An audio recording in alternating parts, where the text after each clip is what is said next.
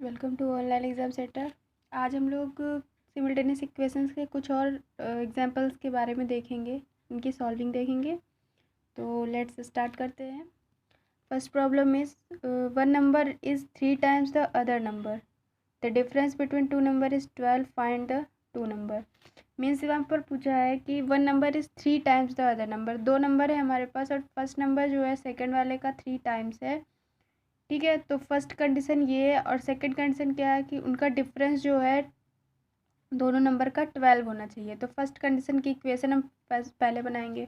तो हमारे पास दो नंबर नहीं है, तो सबसे पहले उन दो नंबर्स को हम लेट कर लेते हैं। तो let the first number will be x and second number will be 3x। 3x क्यों लेट किया है हमने? क्योंकि यहाँ पर गिवन है कि 3 टाइम्स है, यानी फर्स्ट वाला हमें मालूम होगा नंबर, तभी हम सेकेंड वाले को कर सकते हैं। तो यहाँ पर हमें फर्स्ट सेकेंड वाले नंबर को इसी तरह से मानना है। फर्स्ट एक अगर एक्स है तो दूसरा उस फर्स्ट वाले का ही सेकंड वाला 3 टाइम्स हो जाएगा। अगर ऐसी इस सिचुएशन नहीं बोलते हैं तब हम वहाँ पर एक्स और वाई लेट करते हैं, लेकिन यहाँ पर हम एक्स और 3x इसीलिए लेट करेंगे क्योंकि अगर फर्स्ट नंबर हमें मालूम है तो उसका 3 टाइम्स करके हम सेकेंड वन वाला फाइंड आउट कर सकते हैं। तो यहाँ पर first is x, second is 3x। Next step हमारा क्या है कि उनका डिफरेंस जो है 12 होना चाहिए। तो डिफरेंस यहाँ पर क्या है, ये दो नंबर्स हैं, इनका हम डिफरेंस करेंगे। तो हमें भी आसानी से पता है कि हम हमेशा डिफरेंस करते हैं तो क्या करते हैं, लार्जर वन से मिनिमम वाला माइनस करते हैं। तो यहाँ पर हम 3x माइनस एक्स करेंगे। ठीक है, तो ये प्लस में 3x और माइनस इससे x करेंगे तो डिफरेंस हमारा कितना आना चाहिए, 12 आना चाहिए। तो इक्वल्स टू हमने 12 कर दिया। इस इक्वेशंस को सॉल्व करेंगे, इस इक्वेशन को, तो फिर क्या होगा, 3x से x माइनस होगा, 2x इक्वल्स टू 12। 2 हमारा यहाँ पर डिवाइड हो जाएगा 12 से, तो हो जाएगा 6, यानी x इक्वल्स टू 6। तो ये हमारी x की वैल्यू आ गई 6। तो अब अगर x की वैल्यू फाइंड आउट कर लिया हमने तो सेकेंड नंबर हम कैसे निकालेंगे? सेकेंड नंबर हमारा 3x है, 3x मीन्स 3 इंटू एक्स की वैल्यू। तो 3 इंटू एक्स की वैल्यू कितनी है, 6। तो 6 इंटू 3 यानी 18। तो हमारे टू नंबर्स क्या हो जाएंगे, 6 एंड 18। ओके, सेकेंड प्रॉब्लम हमारी है, if I am 3 times as old my son, कि मेरी जो एज है, ठीक है, 3 टाइम्स है मेरे सन के। एक कोई बड़ा पर्सन होगा तभी तो होगा, उसका सन जो है उसकी एज का 3 टाइम्स है। तो मान लेते हैं यहाँ पर कि फादर है उनके। ठीक है, तो सन की एज अगर एक्स है तो फादर की एज क्या हो जाएगी, फादर की एज ज़्यादा होगी। तो फादर की एज को हम क्या लेट करेंगे, 3x, क्योंकि ये बोला है 3 टाइम्स। 3 टाइम्स या हाँ 3 टाइम्स ऊपर भी बोला था, तो 3 टाइम्स यहाँ बोलेंगे मीन्स 3 का मल्टीपल है। तो यहाँ पर सन की एज कम होगी, फादर की एज ज़्यादा होगी, तो एक्स हम मानेंगे सन की एज को और 3x मानेंगे फादर की एज को। ठीक है, उसके बाद है after 5 years I it will be 2.5 times as old my son.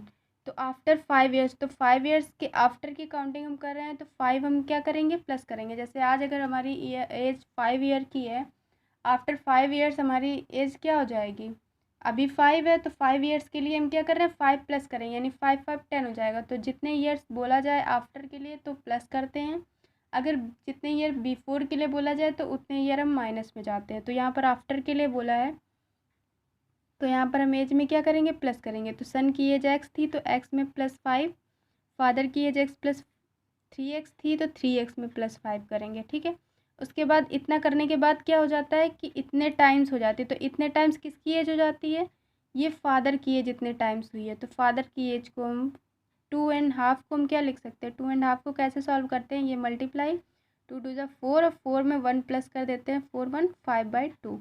तो इसे सॉल्व करके इस तरह से 5/2 करेंगे।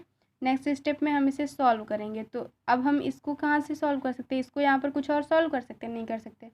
तो जब दोनों तरफ की इक्वेशंस सॉल्व नहीं हो रही होती आपस में, तब हम क्या करते हैं, क्रॉस मल्टीप्लाई कराते हैं। यहाँ पर भी हम क्रॉस मल्टीप्लाई कराएंगे तो इसके अपॉन में कुछ नहीं है, 1 लेट करेंगे।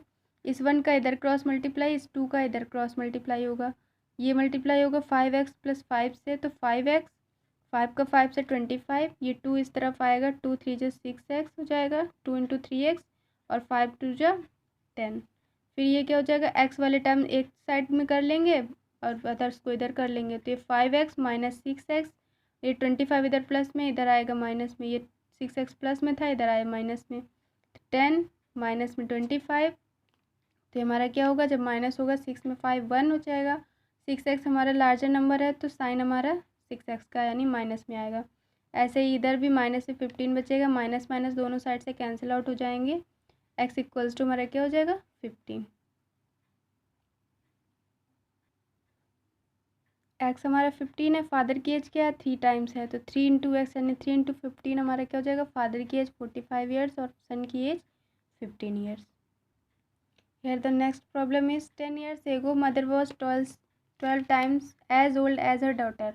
तो यहाँ पर मदर और डॉटर की बात हुई है तो यहाँ पर क्या होगा, डॉटर की एज हम लेट करेंगे, let the present age of mother, mother की प्रेजेंट एज x और डॉटर की y। ठीक है, यहाँ पर हमें देखना है हमने x और y लेट क्यों किया है, क्योंकि यहाँ पर 3 टाइम्स प्रेजेंट में नहीं बोला है, आफ्टर 5 ईयर्स है, आफ्टर 2 ईयर्स बोला है, तो प्रेजेंट एज में हमें नहीं पता है तो हम यहाँ पर क्या करेंगे, प्रेजेंट एज में x और y लेट करेंगे, उसके बाद थ्री जो भी बोला जाएगा उसका सोल्यूशन करेंगे। अगर प्रेजेंट में 3 टाइम्स या 2 टाइम्स बोला है तो फिर हम x y लेट ना करके x या 2x जो भी बोला होता है उसके अकॉर्डिंग जैसे हमने प्रीवियस में किया था उसकी तरह करते हैं। यहाँ पर हमसे 10 ईयर्स एगो की बात बोल दी है तो इसलिए हम जो हमारी एज हमें फाइंड आउट करनी है बोथ की, तो मदर और डॉटर के x और y ईयर्स लेट कर लेंगे। ठीक है, उसके बाद बोला 10 ईयर्स एगो, एगो मीन्स होता है बिफोर, तो हम 10 ईयर्स पीछे जा रहे हैं तो हम क्या करेंगे, एज में 10 माइनस करेंगे, तो x में भी हमने 10 माइनस किया, y में भी हमने 10 माइनस किया। उसके बाद हमें क्या करना है कि बोला है 12 टाइम्स हो जाता है, 10 ईयर्स एगो 12 टाइम्स है मदर की एज अपनी डॉटर की एज की, तो मदर की एज ज़्यादा होगी यानी मदर की जो ऑलरेडी ज़्यादा होगी, तो अगर दोनों को इक्वल करना है तो हमें किसको भी इंक्रीज़ करना पड़ेगा, डॉटर की एज को इंक्रीज़ करना पड़ेगा। ठीक है, क्योंकि मदर की एज तो ऑलरेडी ज़्यादा है, अब दोनों को अगर बैलेंस करना है तो कम वाली एज को हमें बढ़ाना पड़ेगा, तो हम कम वाली एज का 12 टाइम्स करेंगे यानी डॉटर की एज का 12 टाइम्स करेंगे तब वो मदर की एज के इक्वल होगी। तो इस तरह से इक्वेशन बनाते हैं। 10 टाइम्स एक बिफोर की बात हुई थी, 10 माइनस किया, अब हमें इंक्रीज़ किसको करना है, जिसकी कम है, तो कम किसकी होगी, डॉटर की, इसलिए डॉटर का 12 टाइम्स कर देंगे। अगेन इसको सॉल्व करेंगे, ये x माइनस 10 होगा, ये मल्टीप्लाई हो जाएगा अंदर ब्रैकेट में, तो 12y माइनस 120 हो जाएगा। उसके बाद 12y को इधर लेकर आएंगे, x माइनस 12y 120 और ये प्लस में 10 हो जाएगा, तो ये कितना हो जाएगा माइनस 110। फिर ये x minus 12y minus 110, equation number 1 naming कर देंगे। अगेन 10 ईयर्स आफ्टर की बात हुई है तो हम x प्लस 10 करेंगे, आफ्टर में प्लस करते हैं तो y प्लस 10 किया। अब बोला है 2 टाइम्स है उस मदर की एज, तो मदर की एज तो ऑलरेडी 2 टाइम्स होगी, डॉटर की लेस होगी, डॉटर की इक्वल करने के लिए हम डॉटर का 2 टाइम्स कर देंगे। फिर इसे सॉल्व करेंगे, ये 2y प्लस 20 हो जाएगा, 2y इधर आएगा माइनस में जाएगा, 10 इधर आएगा माइनस में हो जाएगा, 20 माइनस 10 10 हो जाएगा, इक्वेशन नंबर 2। जब हमें 2 इक्वेशंस मिल जाती है तो हम 2 प्रोसेस है हमारे पास, सब्स्टिट्यूशन और, तो दोनों को सॉल्व करके किसी भी एक के थ्रू हम यहाँ पर निकाल लेते हैं। तो यहाँ पर हमने 2 इक्वेशंस को सॉल्व किया। अब यहाँ पर देखिए x वैल्यू क्या है, दोनों प्लस में है, जब दोनों की सेम नंबर हमारा सेम साइन के साथ होता है तो हम इक्वेशन को सब्ट्रैक्ट करते हैं। हम इक्वेशन को सब्ट्रैक्ट करके और फिर यहाँ पर y की वैल्यू फाइंड आउट करेंगे। ये y की वैल्यू हमारी 12 आ गई, y की वैल्यू को हम क्या करते हैं, बोथ में से किसी एक में पुट कर देते हैं वैल्यू, तो हम यहाँ पर सेकंड इक्वेशन में वैल्यू पुट कर रहे हैं, x minus 2y equals to 10, तो 2 इंटू वाई कितनी है 12 है, तो 12 इंटू 2 24 हो जाएगा, माइनस में इधर आएगा तो क्या हो जाएगा 10 के साथ प्लस में हो जाएगा, तो ये हो गई हमारी मदर की एज। मदर की एज कितनी थी x, तो x की जगह क्या है हमारी वैल्यू 34 ईयर और डॉटर की 12 ईयर। देखिए ऑलरेडी हमारी डॉटर की एज क्या आ रही है, कम आ रही है, और मदर की एज ज़्यादा आ रही है। Okay, next problem is in a triangle sum of 2 angles is 90 which is the measure of third angle. तो एक ट्राइंगल होता है उसमें 3 एंगल्स होते हैं। ठीक है, तो इसे बोला गया है कि 2 एंगल्स दिए हमें, हम लेट कर लेते हैं, ये x है और हमारा ये y है। थर्ड एंगल क्या बोला है, इन दोनों का सम बोला है 90 है, तो इन दोनों का सम है अगर 90 यानी इन दोनों को प्लस करते तो 90 आता है। ठीक है, तो हमने 2 एंगल्स लेट किए, दोनों को सॉल्व करेंगे तो x plus Y equals to 90। Next step में बोला है which is equals to third angle, तो थर्ड एंगल का हमें कुछ नहीं करना है, हमें 2 एंगल्स फाइंड आउट करने हैं तो हम सिर्फ 2 की बात लेके चलते हैं। और अगर देखें तो यहाँ पर थर्ड एंगल का कुछ भी काम नहीं है, वो इसलिए क्योंकि 2 एंगल्स को बोला है, 2 एंगल्स का सम 90 है। ठीक है, और हमें पता है कि एक ट्राइंगल के तीनों एंगल्स का सम कितना होता है 180 होता है, तो अगर 90 से 180 से 90 माइनस कर देंगे तो ऑलरेडी वो 90 आ जाएगा, उस 90 का हमें कुछ नहीं करना है, तो हम सिर्फ 2 एंगल फाइंड आउट करने हैं तो 2 की बात लेके चलेंगे, थर्ड वन का कुछ नहीं करना है। तो x प्लस वाई यानी दोनों का सम 90 है, दोनों का डिफरेंस कितना है तो ये 10 है, तो x minus Y equals to 10। दो इक्वेशन आई, दो इक्वेशन को हम यहाँ पर सॉल्व करेंगे। तो अब x और x प्लस में थे सेम वैल्यू, तो हम x को अगर करेंगे तो इन दोनों को क्या करना पड़ेगा, हमें सब्ट्रैक्ट करना पड़ेगा। सब्ट्रैक्ट के लिए हमने देखिए साइन चेंज किए, प्लस में था माइनस, माइनस वाला प्लस और प्लस में माइनस, ये कैंसिल आउट हो जाएगा, वाई वाई 2y हो जाएगा और 90 से 10 माइनस हो जाएगा 80, तो y इक्वल्स टू 40। x की वैल्यू निकालने के लिए फर्स्ट इक्वेशन में वैल्यू रख देते हैं, तो x प्लस वाई की जगह 40 इक्वल्स टू 90, 90 से 40 माइनस हो जाएगा 50। तो दो एंगल्स हमें फाइंड आउट होगा x और y, यानी एक 40 और एक 50। दोनों का सम देखिए 50 प्लस 40 इक्वल्स टू 90 आता है, यानी हमारा आंसर ये सही है। तो हमें दो एंगल्स फाइंड आउट हो गए। नेक्स्ट प्रॉब्लम में है a lady has 1 rupees and 50 पैसे coins only in her bag. एक लेडी के पास उसका बैग है और उसमें केवल 1 रुपये और 50 पैसे के कॉइन्स हैं, ठीक है।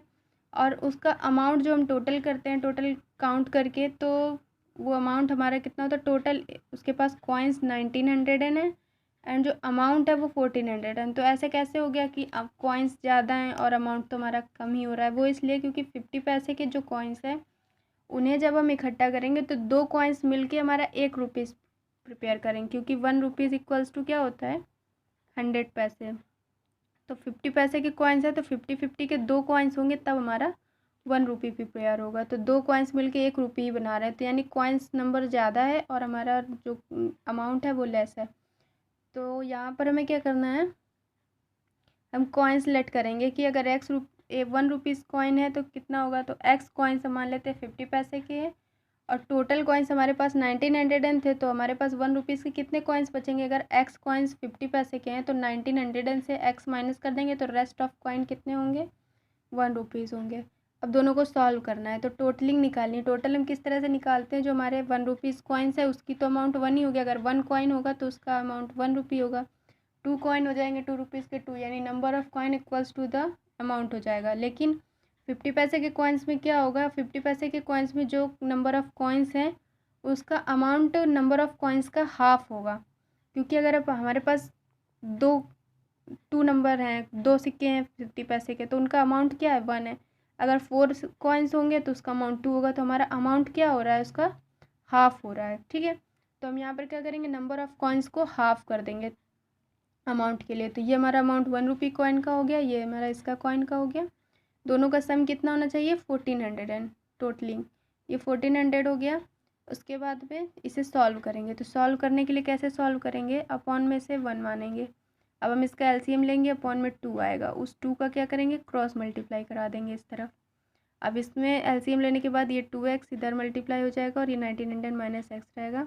2 का मल्टीप्लाई हुआ 2800 एंड 2x से x माइनस होगा x और ये 1900 इधर आ जाएगा, इसके साथ माइनस होकर 900, यानी x क्या थे हमारे 50 पैसे कॉइन्स थे, यानी 50 पैसे के कितने कॉइन्स थे हमारे पास 900 और रेस्ट ऑफ कॉइन्स यानी 1900 एंड टोटल थे, तो 1900 माइनस 900 करेंगे तो 1000 कॉइन हमारे 1 रुपीज़ के हैं, ठीक है। इस तरह से हमने दोनों type of coins number find out कर लिया। नेक्स्ट में है a number consist of 2 digit वो सम इज़ 5, यानी एक नंबर है उसमें 2 डिजिट है, ठीक है, और उसकी जो डिजिट है, डिजिट का जो सम है वो 5 है। तो हम लेट कर लेते हैं एक नंबर हमारे पास कुछ भी है x और y उसकी 2 डिजिट्स होंगी, लेकिन यहाँ पर क्या बोला है कि सम 5 है। तो हम यहाँ पर एक काम कर सकते हैं कि दो नंबर है हमारे पास, एक को हम मान लेते हैं, सॉरी, एक हमारा नंबर हो जाएगा x, ठीक है, अदर वाला हमारा क्या हो जाएगा सम 5 था, 5 माइनस एक्स लेट करेंगे। जब भी कभी इस तरह सम या डिफरेंस वाला होता है तो हम डिफरेंस या सम को लेके नंबर को एग्जैक्ट मानते हैं।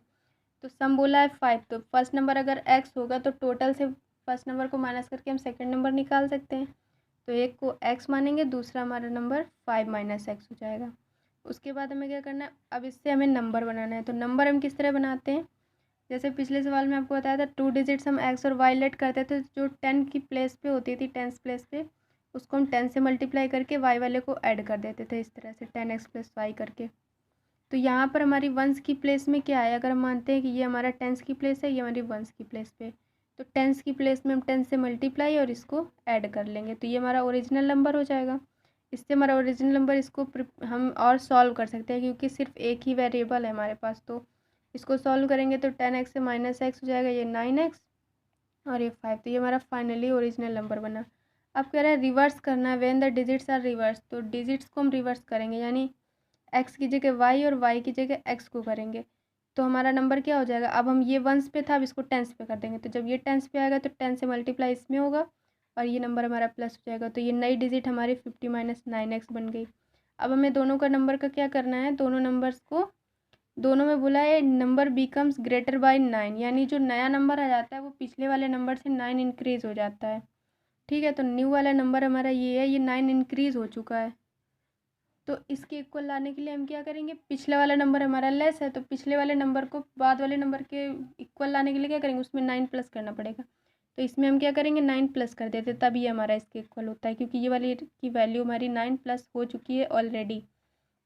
अब इसे हम सॉल्व कर लेंगे। तो 9x + 5 + 9 = 50 - 9x।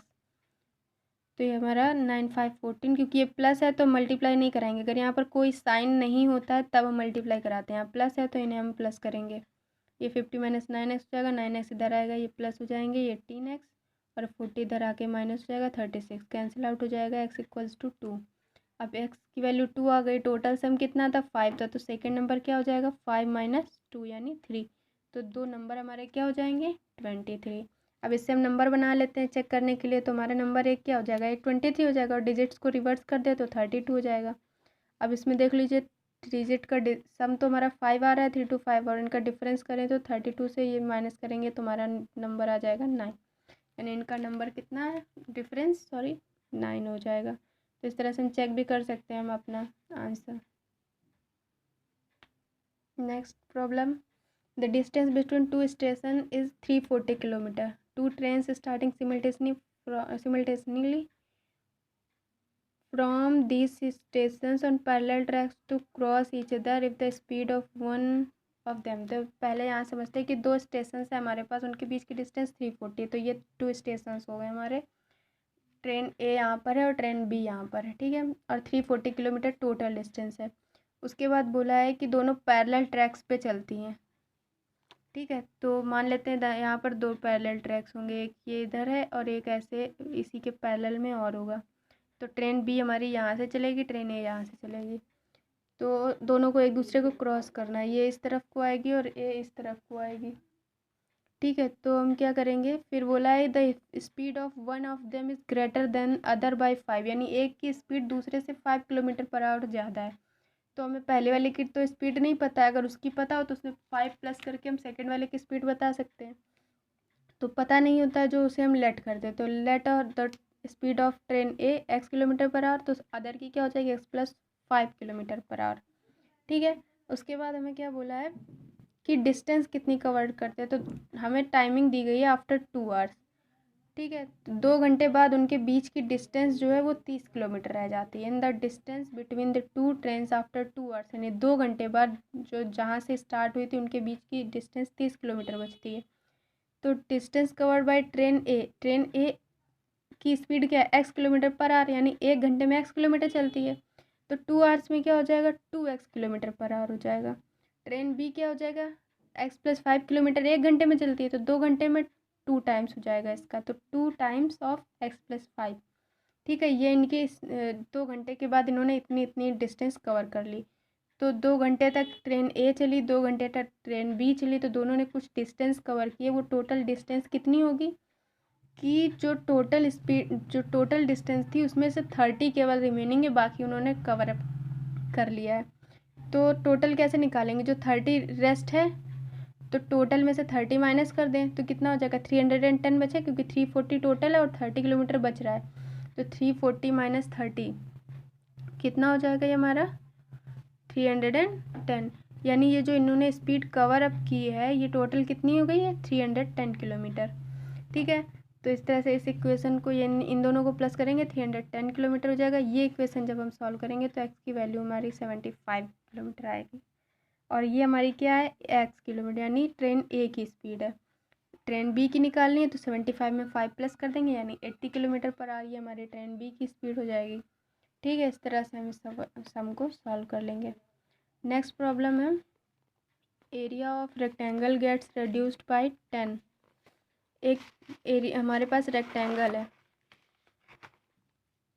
एक रेक्टेंगल है हमारे पास।